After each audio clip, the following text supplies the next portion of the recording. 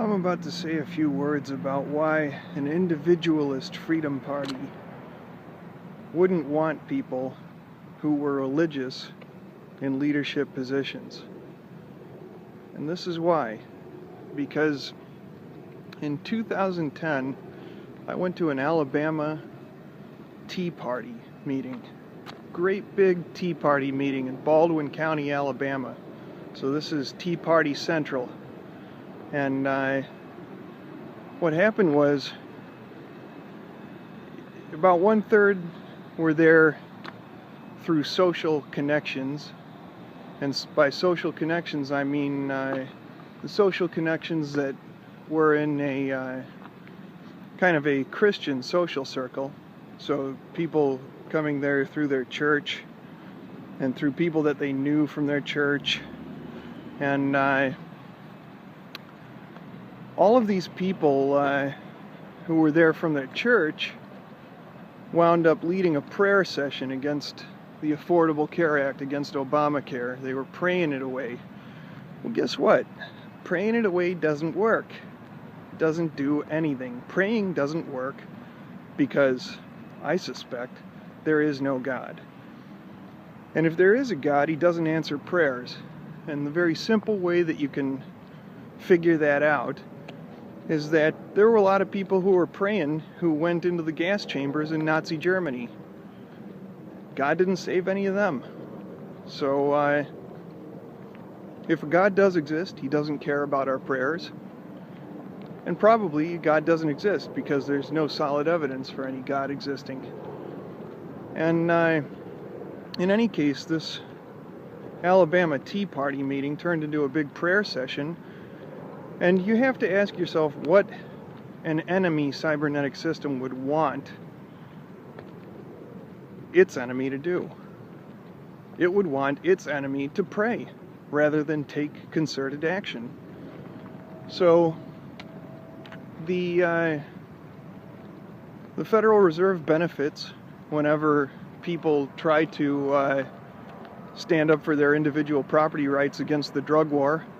Anytime that those people are religious, anytime that they have a church, guess who winds up overseeing the rebellion? The church. And guess who doesn't rebel? Churches. Churches don't ever rebel. Why don't they rebel? Because they qualified for 501c3 or whatever the hell it is for the religious people. They qualified for income tax exemption. So that's why churches in the United States don't rebel. They are afraid of being stripped of their tax-exempt status. All of them are. They're all afraid of this, to the last one. So that's why they don't rebel. And that's why rebellions or revolutions that depend on the support of religious people fail. They all fail. None of them succeed. None of them move towards their goal even, because when they start to move towards their goal, they get contacted by the church leadership. The church leadership opposes it, and there's any of 1,000 different ways that church leadership can stand in the way of a political movement achieving its goals. It can strip support away from you. It can start preaching from the pulpit against you. It can contact your leaders who are members of the church and give them some cock and bull, unphilosophical reason why they shouldn't proceed forward in leading this little revolution. And that's exactly what happened to the Alabama Tea Party, so-called. The Alabama Tea Party couldn't hold it together because when they tried to call a giant meeting, and 1/3 of the people in that meeting were more or less libertarians. They were stupid libertarians, or they were uninformed libertarians. They were libertarians that had not read a lot of Friedrich Hayek. But a lot of them knew who Ron Paul was. They supported Ron Paul. They didn't know really much about the Libertarian Party there. But all those people who were well-intentioned people who were against the socialist government and socialist governance. They were against the Obamacare. They were against the government mandating that people own health insurance. All those good, well-intentioned people allowed the meeting to be commandeered and turned into a prayer meeting. And as I said, prayer does not work. So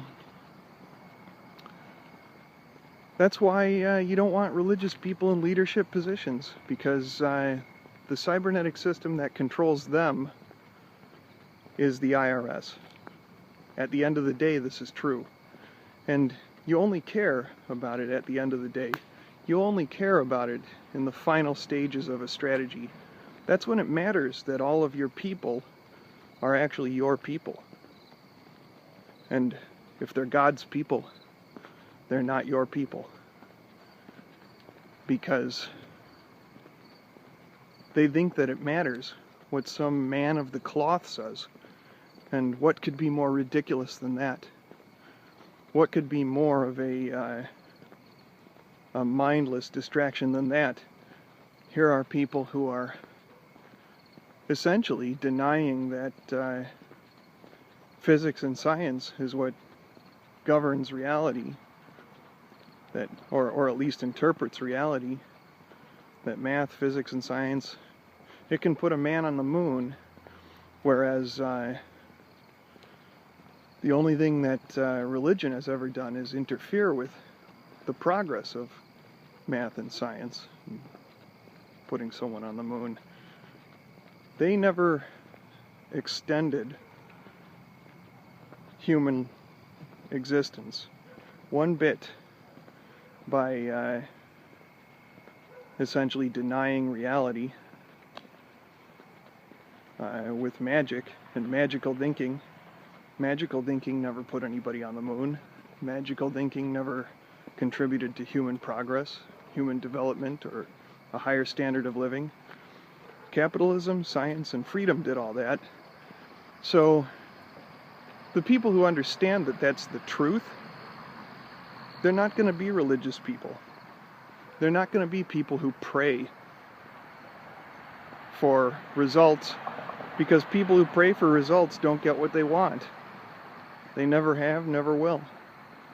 And if they do, I mean, sometimes people who pray, they influence stupid people, and they can cause stupid people to exert control over the things that stupid people exert control over.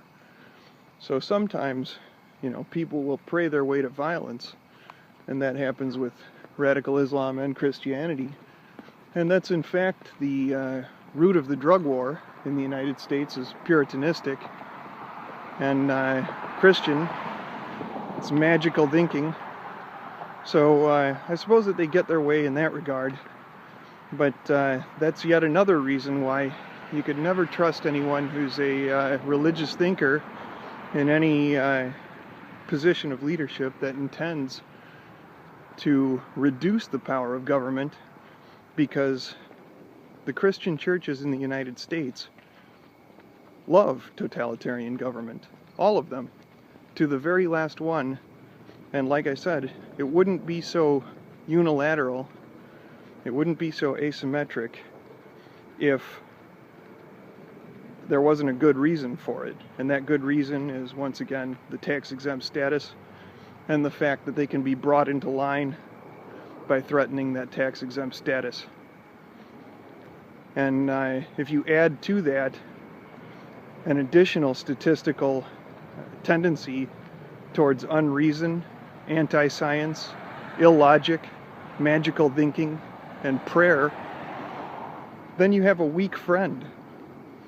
And a weak friend will let you down, abandon you, and disappoint you right when you need him the most.